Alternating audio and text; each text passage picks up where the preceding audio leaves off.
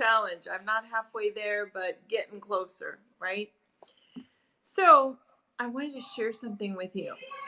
In one of the books I'm reading, which it's taking me a while to read because every chapter is like mind blowing.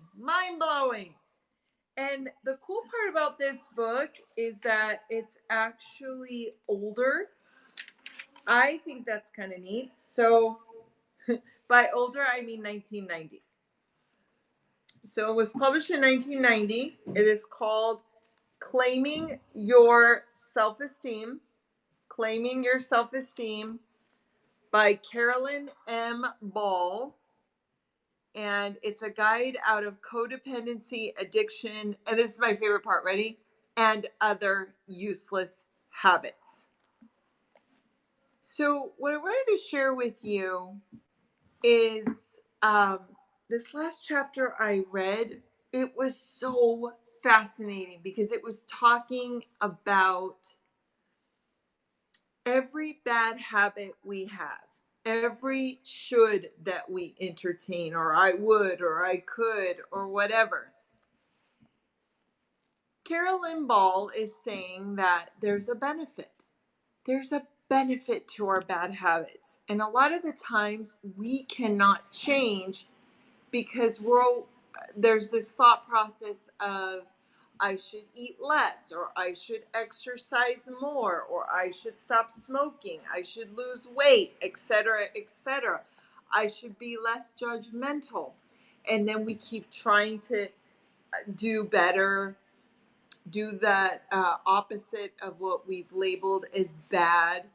And yet there's this underlying reason why we keep going back to it. So what she says is that usually there's a benefit. And if you saw well, it doesn't matter, but I'm reading like 10 books. But my other book was talking about something similar, right? They're like crossed like this. My other book was talking about everything we do is about power. Everything. Positive or negative, we're doing it because we perceive we're getting power out of this. Which I think is similar to what this book is saying, how we're receiving benefits. So if I feel sorry for myself, I feel like I shouldn't feel sorry for myself. Intellectually, I know it's not helpful, but I'm getting something out of it, right? Or if my bad habit is overeating, there's some power in that because maybe that's one of the few things I control.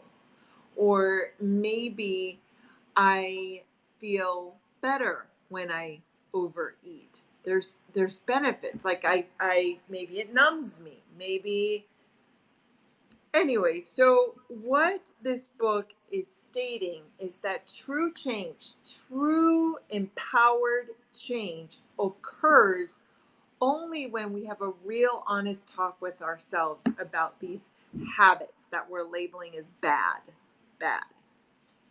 And when we ask ourselves, how is this giving me more power? And what are the benefits? Isn't that interesting? So I've been doing a lot of thinking about what I label as bad habits, things that I want to change. You know, when some of my bad habits include being judgmental or feeling sorry for myself or eating. Eating's always a part of the bad habits. So I've been asking myself, how do I benefit when I do this? How am I benefiting? And how is this contributing to my power?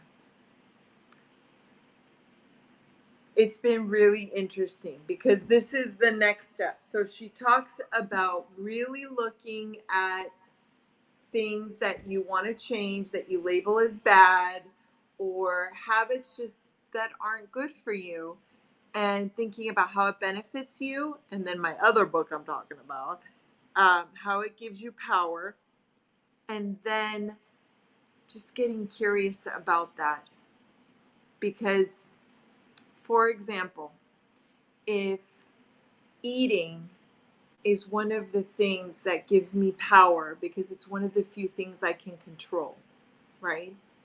I can, um, in my world of bumper cars where I don't have a lot of choices, I can choose to eat what I want and eat as much as I want, and no one can tell me any different. So there's a little power, and that's a benefit. When I look at it from that lens, I can start to ask myself what would benefit me more? What would give me more power? Well, I'd have more personal power if I ate less because I feel better, right? Or if I ate, foods that nourished me. That's just one example. Um, this this can be applied to anything, any way of thinking that you label as bad or is a would, should, or could. I would love to know what you think in the comments. Is this resonating? Do you think this could be helpful to you? Have you found a different way for personal growth?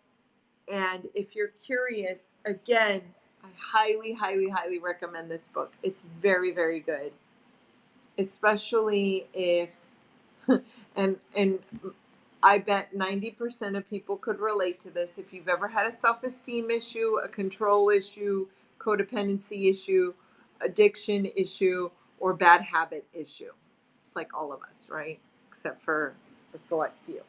So it's called Claiming Your Self-Esteem by Carolyn Ball. It's excellent. Excellent, excellent, excellent.